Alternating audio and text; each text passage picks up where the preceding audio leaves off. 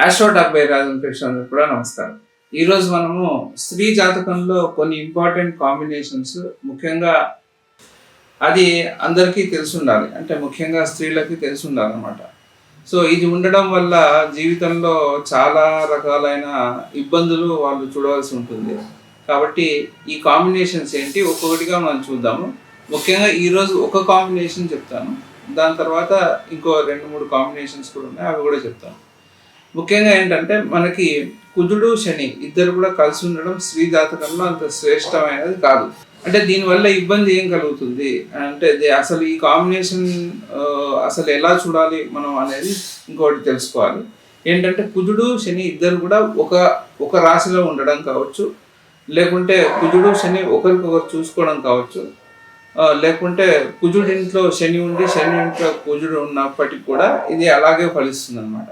So ఇది ఉండడం వల్ల ఏమవుతుందంటే కుజ శని ఇది ఉండడం వల్ల ఏంటంటే కుజుడు శని ఇద్దరు కూడా కలిసి ఉన్నట్టే మనం తీసుకోవాల్సి ఉంటుంది. సో ఈ యోగం ఏం చేస్తుంది అంటే ఈ రెండు, దీన్ని కర్షక యోగం అంటారు, దీన్ని కొంతమంది శకట యోగం అని కూడా అంటారు. సో పలు రకాలైన పేర్లతో ఇది పిలువబడుతూ ఉంది. అయితే ఈ యోగం వల్ల ఏమవుతుందంటే వీళ్ళకి మెయిన్గా వితంతువులు అయ్యే అవకాశం చాలా ఎక్కువగా ఉంటుంది. అంటే భర్త త్వరగా చనిపోవడము, లేకుంటే అనారోగ్యం పాలై ఆ భర్తతోని చాలా కాలం వాళ్ళ బాధలు వీళ్ళు భరించవలసి ఉండడము, ఇట్లాంటివన్నీ కూడా కుజశని కాంబినేషన్స్ వల్ల స్త్రీ జాతకంలో ఇది ఇంపార్టెంట్గా ఎఫెక్ట్ అవుతూ ఉంటుంది అనమాట. దీనివల్ల వాళ్ళు ఏంటంటే ఎప్పుడూ ఒక ఘర్షణ అనేది వాళ్ళు చూస్తూ ఉంటారు. ఇంకోటి ఏంటంటే వాళ్ళకి ఏంటంటే వాళ్ళ ఇంట్లో మీరు చూస్తే ఈ కాంబినేషన్ ఉన్న వాళ్ళ ఇంట్లో ఏంటంటే వాళ్ళ ఇంట్లో ముఖ్యంగా పురుషులతోని వాళ్ళందరికీ కూడా సమస్య ఏర్పడుతూ ఉంటుంది. అంటే అది ఎవరైనా కావచ్చు, తండ్రి కావచ్చు, తమ్ముడు కావచ్చు, లేకుంటే పెద్ద నాన్న కావచ్చు, చిన్నాన్న కావచ్చు, ఎవరో వాళ్ళ లైఫ్స్ కూడా అంత ఈజీగా ఉండవు. దానివల్ల వీళ్ళకు కూడా సరిగా ఆదరణ లభించకపోవడం కావచ్చు, ఇట్లాంటివన్నీ కూడా జరుగుతాయి అన్నమాట. కాబట్టి వీళ్ళకి ఏంటంటే వాళ్ళ లైఫ్ ఇబ్బంది ఉండడం వల్ల వీళ్ళ లైఫ్ కూడా చాలా కాంప్లికేటెడ్గా అవుతూ ఉంటుంది. ఇది ముఖ్యంగా మనం చూడవచ్చు అనమాట. ఇంకోటి ఏంటంటే కుజుడు సహజంగా మనం సోదరుడుగా మనం తీసుకుంటాం, కాబట్టి వీళ్ళకి సోదర సంబంధం కూడా సరిగా ఉండకపోవడం అనేది మనం చూస్తూ ఉంటాం.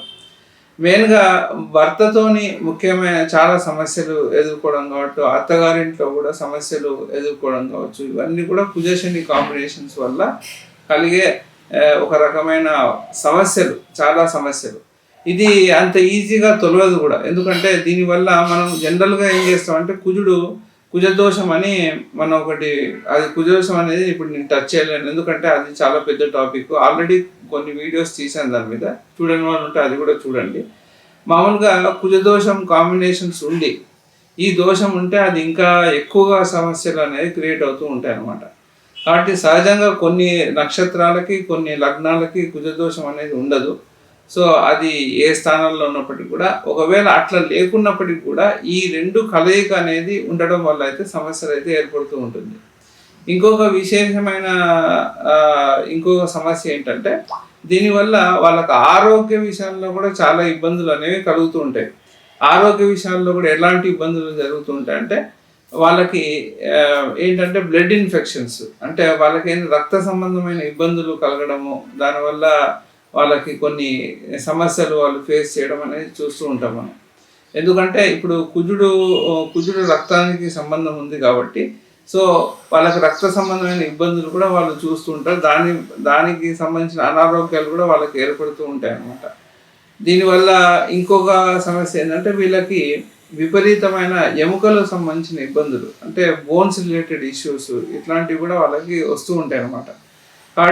కాబట్టి వీళ్ళు దీనికి సంబంధించిన పరిహారాలు వాళ్ళు చేసుకోవాల్సి ఉంటుంది. అయితే ఈ పరిహారాలు జాతకం చూడకుండా చెప్పలేము, కాకపోతే ఒకటి సాధారణంగా కామన్గా అందరికీ పనిచేసేది మటుకు ఒకటి చెప్పవచ్చు. ఒకవేళ ఈ కాంబినేషన్స్ మీకు ఉన్నట్టయితే, అంటే కుజశని కాంబినేషన్ మీ జాతకంలో ఉన్నట్టయితే మటుకు మీరు ఏం చేస్తారంటే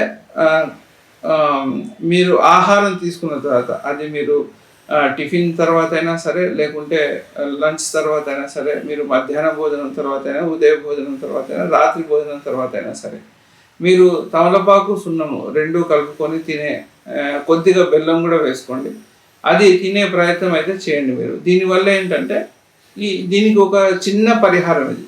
దాంట్లో ఒక చిన్న సులువైన పరిహారం ఇది. కాబట్టి ఇది చేసుకునే ప్రయత్నం చేయండి. దాని ఫీడ్బ్యాక్ కూడా నాకు ఇవ్వండి. అంటే ఇది మీరు ఒక 8 రోజులు కంటిన్యూస్గా మీరు చేసి చూడండి. మీకు కొద్దిగా మార్పు అనేది కొంచెం తెలుస్తూ ఉంటుంది. ఇది చేసిన తర్వాత మీకు అర్థమవుతుంది దీనివల్ల ఎంత కొంచెం రిలీఫ్ అయితే లభిస్తుంది ఈ పరిహారం చేయడం వల్ల. ఇది చేసి చూడండి. నాకు కామెంట్లో నాకు దీని యొక్క ఫలితం మీకు ఎలా అందింది, దీనివల్ల ఎలాంటి ప్రయోజనాలు మీకు కలిగాయి అనేది కూడా మీరు కామెంట్లో షేర్ చేసుకోండి. నమస్కారం.